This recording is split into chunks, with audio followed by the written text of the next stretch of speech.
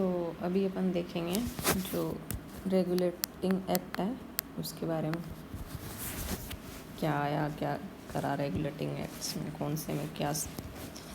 तो देखते हैं चलो। तो सबसे पहले जो रेगुलेटिंग एक्ट आया, रेगुलेटिंग एक्ट 1773 का आया। इस रेगुलेटिंग एक्ट से जो गवर्नर जनरल की जो पोस्ट थी, जो गवर्नर था, वो गवर्नर जनरल ऑफ बंगाल बना। इसके अंडर दो प्रोविंस आते थे, मद्रास प्रेसिडेंसी और बॉम्बे प्रेसिडेंसी इस गवर्नर जनरल के अंडर आते थे। ये आए क्यों रेगुलेटिंग एक्ट? क्योंकि ईस्ट इंडिया कंपनी की पावर बढ़ती जा रही थी इंडिया में, तो ये डर था ब्रिटिशर्स को कि कहीं कंपनी खुद इतनी पावरफुल ना हो जाए कि हमें ही छोड़ दें, खुद अकेली इतनी पावरफुल हो जाए। तो इसी डर से ये रेगुलेटिंग एक्ट्स आना शुरू हुए कि कंपनी पे कंट्रोल बनाया जा सके। तो इसीलिए ये बंगाल का गवर्नर जनरल बना। तो बंगाल के गवर्नर जनरल को ये पावर दे दी गई कि इसके अंडर आएंगे जो गवर्नर जनरल ऑफ मद्रास और बॉम्बे होंगे वो। ठीक है। इसी से सुप्रीम कोर्ट बना। सुप्रीम कोर्ट स्टैब्लिश्ड इसी एक्ट से हुआ। इसमें 1+3 जजेस थे, एक चीफ जस्टिस और 3 अदर जज। ये बना इसी रेगुलेटिंग एक्ट से। और जो डायरेक्टर्स थे वो देख रहे थे, डायरेक्टर्स इस काम को देख रहे थे जो हो रहा था इंडिया में। इसी से सुप्रीम कोर्ट बना। और ये गवर्नर जनरल ऑफ बंगाल बना कौन था? तो ये बना Warren Hasting.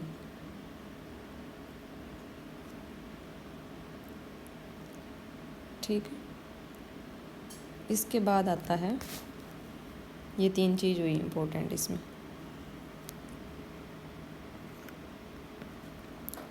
Pitt's India act, Pitt's India act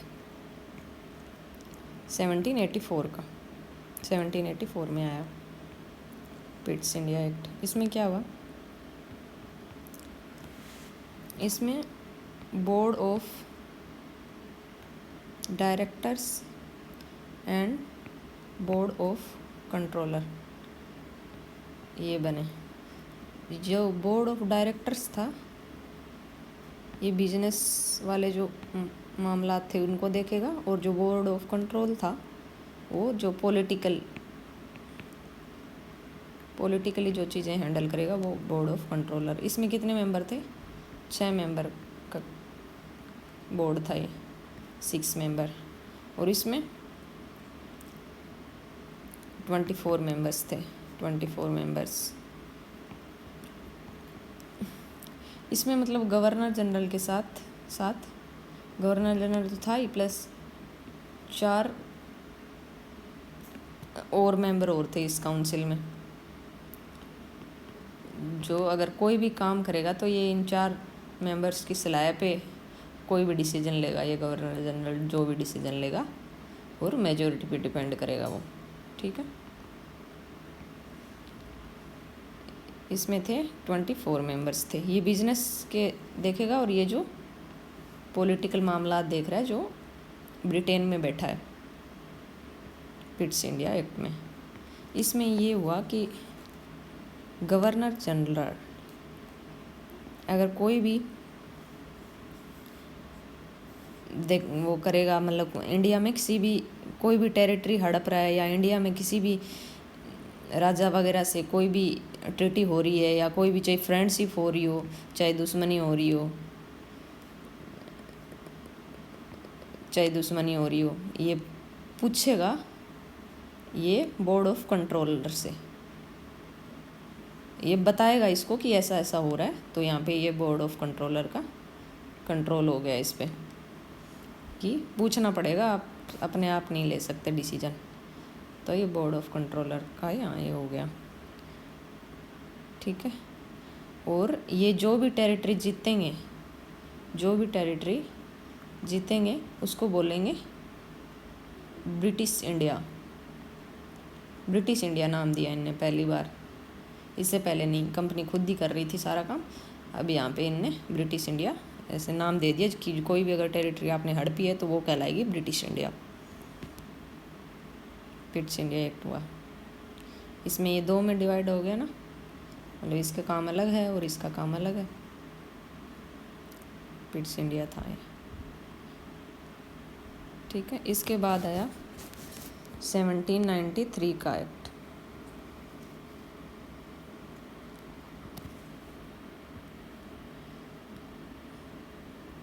charter act 1793। इसमें क्या हुआ, इसमें जो कंपनी का जो काम था उसको 20 ईयर्स के लिए और बढ़ा दिया गया। और जो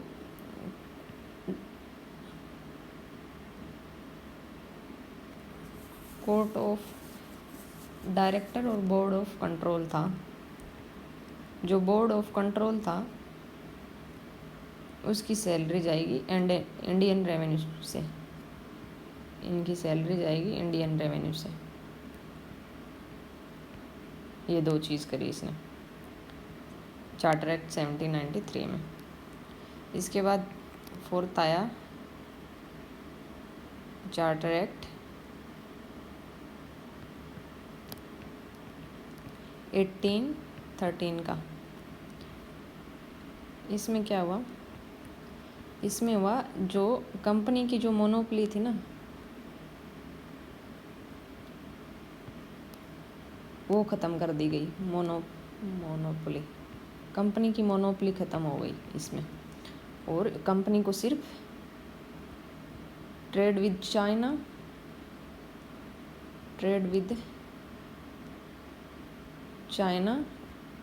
और टी, इन 2 चीज़ों को व्यापार करने की अनुमति दी गई। इन 2 चीज़ों का ही व्यापार कर सकता है सिर्फ, और मोनोपोली ख़त्म हो गई। इसमें क्रिश्चियन मिशनरीज को भेजा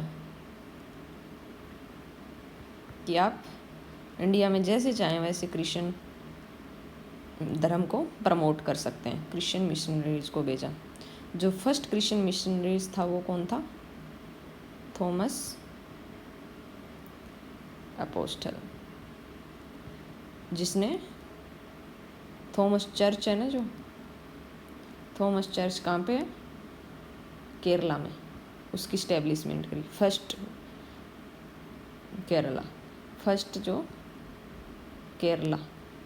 जो चर्च बनाया क्रिश्चियन चर्च, ये केरला में बना।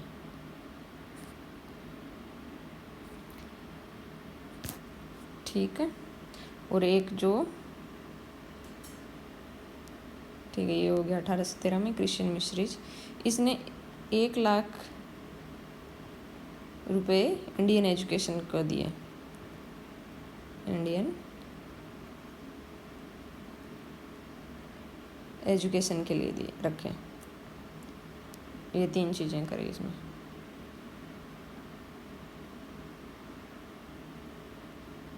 ठीक है। नंबर 5 देखते हैं। चार्टर एक्ट आया 1833 का। इसमें क्या हुआ,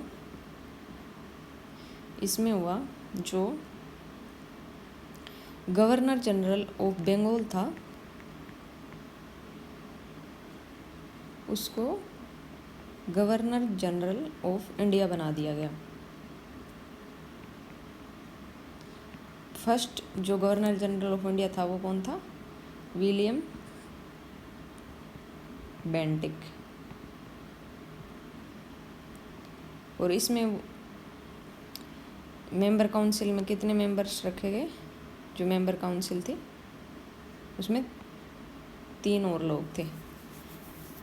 उसमें तो 4 थे ना 1773 के रेगुलेटिंग एक्ट में, इसमें कि 3 और लोगों से पूछेगा।